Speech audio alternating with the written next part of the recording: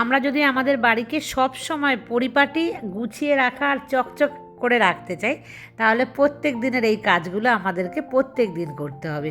অল্প কিছু কাজ আমরা প্রত্যেক দিন যদি করি, তাহলে কিন্তু আমাদের বাড়ি সবারই থাকবে একদম চকচকে। শুভ সকাল বন্ধুরা, আশা করছি তোমরা সবাই খুব ভালো আছো, আর আমিও বেশ ভালো আছি। তো বন্ধুরা, তোমরা স্কিপ না করে আমার সাথেই থেকো। আর বন্ধুরা, প্রথমে বলে নিই, মেয়েকে 5 দিনের মেডিসিন দিয়েছে ডক্টর। বলেছে যদি জ্বর আসে তাহলে আবার যেতে। তবে একটা খুশির খবর, 2 দিন হলো আজকে নিয়ে, মেয়ের কিন্তু এখনো পর্যন্ত জ্বর আর আসেনি। তবে 5 দিনের মেডিসিন তো মানে শেষ কিন্তু হয়েই যাবে খুব তাড়াতাড়ি। তো আর কি ওর কি মানে প্রয়োজন নেই মেডিসিনের? মাত্র 5 দিনে কি টাইফয়েড ইউরিন ইনফেকশন কমে যেতে পারে? যাই হোক, আমার মনের মধ্যে এই কোশ্চেনটাই এসছে। তো তোমরা বলো তো, আমি মেয়েকে বলেছি যে মানে আমি ঠিক বললাম কিনা মেয়েকে, যে সমস্ত তোর যে রিপোর্ট ব্লাড টেস্টের আর প্রেসক্রিপশন নিয়ে তুই বাড়ি চলে আসবি। আমি এখানে কোনো একটা মানে ওই বিষয়ের ওপরে যে ডক্টর, তাকে দেখে একবার চেক আপ করিয়ে নেব, যদি আবার মেডিসিন প্রয়োজন হয় তো দেবে। তো এটা কিন্তু আমি ভেবেছি, তোমরা আমাকে জানিও। আর লুনা দিদিভাই, তুমি তো অবশ্যই আমাকে জানিও যে এটা ঠিক মানে ডিসিশান নেব কি না।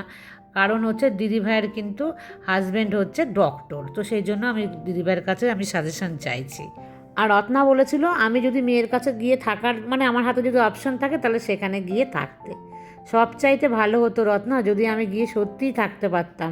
তাহলে মেয়ের তো শরীর খারাপ প্রশ্নই উঠতো না, আর আমি সম্পূর্ণটা দেখাশোনা করতাম, যত্নে থাকতো, সমস্ত কিছু টাইমেই হতো, যেরকমটা আগে হতো।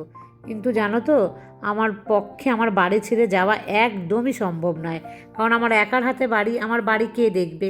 আর একদিন দুদিন হয় আমি কারো ওপরে রেখে গেলাম, তাও আমার কাছে কারো ওপর রাখারও নেই।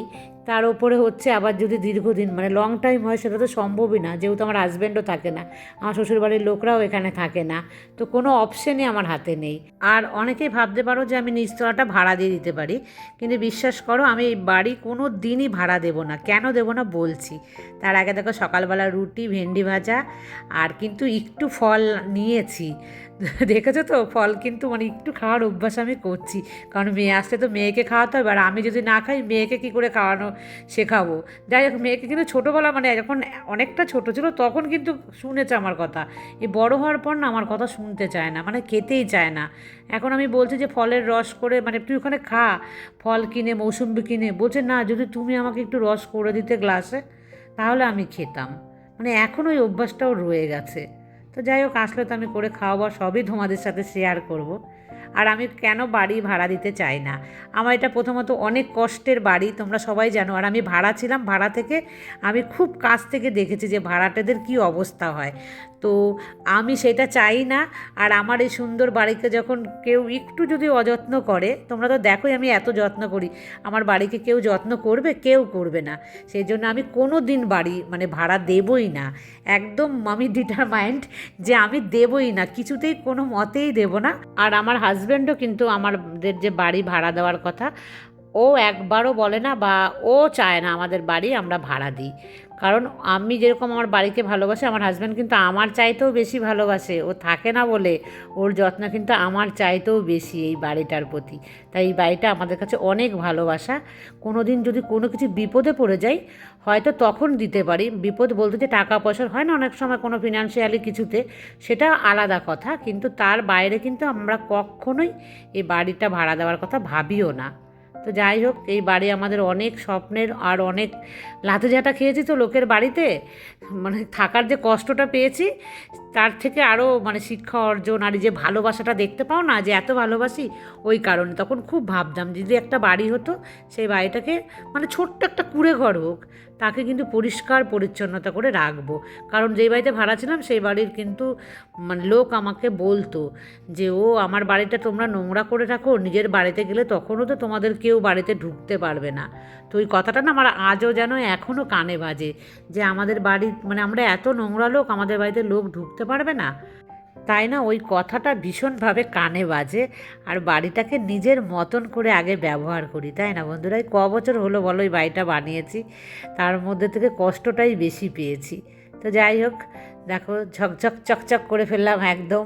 ভালো লাগে না নোংরা থাকলে পরে? নিজের হাতে নিজের জিনিস পরিষ্কার করা আর যে কী সুখ, যার যার অনেক কষ্টের পর বাড়ি পেয়েছে তারা বোঝে, তাই না বন্ধুরা? আর যারা এখনও করতে পারোনি, যেমন অনন্যা এখনও বাড়ি করতে পারেনি, তবে ও শ্বশুর বাড়ি আছে, মানে নিজের তো একটা দরকার হয়, নিজের স্বামীর বাড়ি, সেটা যখন হবে তখন দেখবে অনেক সুখ পাবে। প্রত্যেক দিনের কয়েকটা অভ্যাস, যেরকম জামা কাপড় অল্প কিছু করে কেচে নেওয়া, জমিয়ে না রেখে, ঘর ঝাড় দেওয়া, ঘর মোছা, এগুলো তো করবোই, ছোটোখাটো ফার্নিচার পরিষ্কার করব, তার সাথে যে দেখো আমি স্ট্যান্ড বেসিনটা পরিষ্কার করলাম, অ্যাকোয়াগার্ড করলাম। এইভাবে কিন্তু প্রত্যেক দিনে এই কয়েকটা ভালো অভ্যাস আমাদেরকে রাখতে হবে, মানে এই কাজ, এগুলো অভ্যাস বলতে দুই একটা ছোটোখাটো যে কাজ, তো এইগুলো যদি আমরা প্রত্যেক দিন করি, দেখবে তোমার বাড়ি এমনিই পরিষ্কার থাকবে, ঘুরিয়ে ফিরিয়ে করলেও পরিষ্কার থাকবে, যতই তুমি একা করো না কেন। আমার যেহেতু হাউস হেল্পার আছে, আমি একটা করি তো ও আর একটা করে, সেই কারণে আমার একটু হয়তো বেশিই পরিষ্কার থাকে। তো যাই হোক, এইভাবে প্রত্যেক দিন করবে। আর এই দেখো ডিউটি আমার গাছে জল দেওয়া, একবার করেই দিই, দুবার করে কিন্তু আমি এখনও দিতে পারি না এত গরমের মধ্যেও।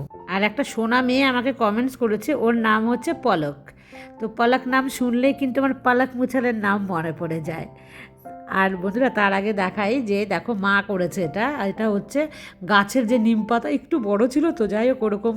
আর আজকে সম্পূর্ণ রান্নাই মা করেছে।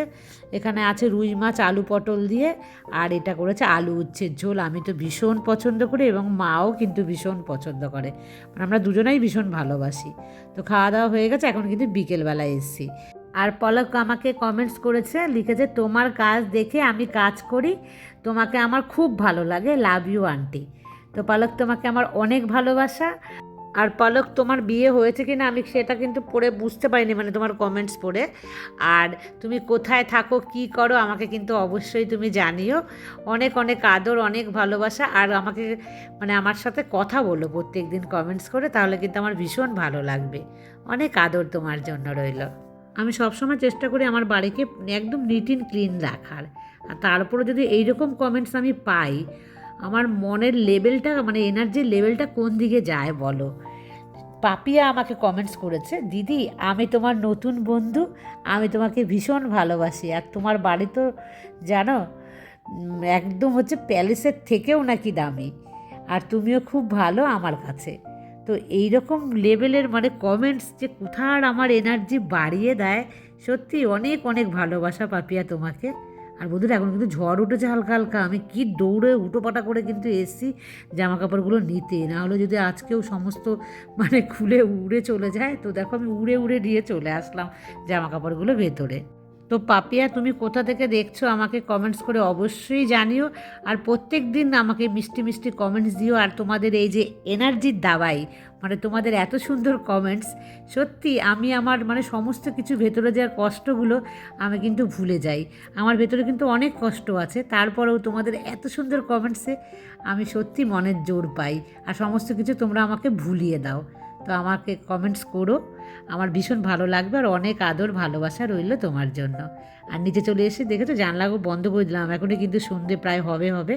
আর বন্ধুরা, আমি কিন্তু সন্ধে পুজো দিয়ে ওপরে এসেছি, বাইরে কিন্তু ঝড় বৃষ্টি অলরেডি শুরু হয়েছে, মানে একটু পরে দেখলাম যে শুরু হলো, তবে খুব একটা কিন্তু হচ্ছে না, অল্প পরিমাণেই হচ্ছে।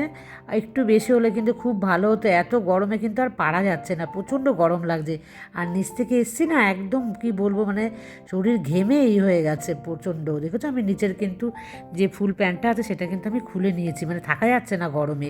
এটা নিয়ে কেউ আবার আমাকে নেগেটিভ কমেন্টস করো না, কারণ আমি চেষ্টা করেছি যতদূর তোমাদের না দেখানো যায়, ক্যামেরাটাকে আমি এমনভাবেই সেট করেছি যাতে তোমরা খারাপ কথা আমাকে বলতে না পারো। কারণ পুরনো একটা ভিডিওতে আজও আমাকে অনেকেই থেকে থেকে, খুব কম সংখ্যক লোকই হয়তো 1% তাও বলে, তবুও খারাপ লাগে সেটা শুনতে। তো যাই হোক বন্ধুরা, দেখো গুছিয়ে নিলাম। আর আজকের মতন এই পর্যন্ত, এখন 7টা বাজে, টাটা।